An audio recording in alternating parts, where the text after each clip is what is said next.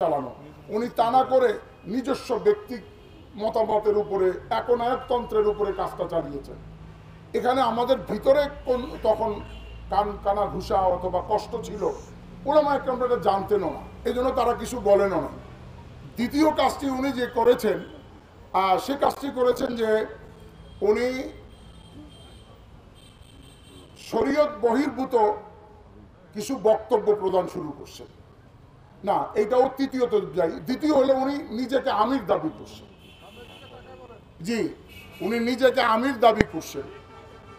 এই যে নিজেকে আমির দাবি করলেন, এটার পিছনে একটা ইতিহাস আছে যে উনি আমির হওয়াটা কোনো যুক্তিযুক্ত কোনো পরামর্শ কোথাও হয়নি।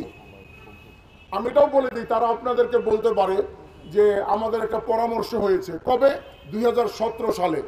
কিন্তু আমরা আপনাদেরকে বলতে চাই, আপনারা আপনাদের মোবাইলে দেখে নেবেন, ইউটিউবে উনি 2015 সালে দাবি করেছেন আমি আমির হুঁ, আমি আমির। না মানো তো যাও জাহান্নাম। আচ্ছা, আপনারাই বলেন তো, কারো বিয়ে যদি হয় 2017 সালে, বাচ্চা হয় 15 সালে, তাহলে ব্যাপারটা কেমন ঘটবে? আমরা বলতে চাই ব্যাপারটি তেমনি ঘটলো যে সাদ সাহেবের ইমারতের বিবাহ হলো 17 সালে, অর্থাৎ এটার পরামর্শ হলো 17 সালে, কিন্তু বাচ্চা হয়ে গেছে 15 সালে, কারণ 15 সালে উনি দাবি করছেন উনি আমির। আচ্ছা, তৃতীয়, এই দুইটা ব্যাপার যখন হলো তখন আমাদের ভিতরে কানাঘুষা চলছে, কিন্তু ওলামা ইকরাম কিছু বলেননি। 3 নম্বর বিষয় যখন আসছে, উনি শরীয়ত এবং জমহুর ওলামা ইকরামের বিপক্ষে গিয়ে এমন কিছু বক্তব্য প্রদান শুরু করলেন যেখানে ওলামা ইকরাম চুপ থাকতে পারেন না। যার বক্তব্যের 1টা 2টা 3টা 5টা 10টা 15টা 20টা 40টা 50টা 60 70 80টা নয়, শতাধিক বক্তব্য এ পর্যন্ত হয়ে গেছে।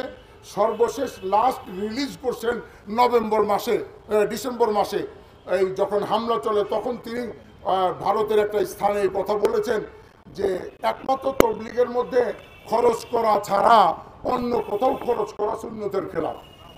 এটা লাস্ট রিলিজ হয়েছে ওনার। এই 3টা বক্তব্যের কারণে ওলামা ইকরাম বলছেন যদি ওনার এই বিরোধিতা করা না হয় তাহলে আমরা আল্লাহ পাকের আদালতে আমরা দোষী সাব্যস্ত হব। ধন্যবাদ।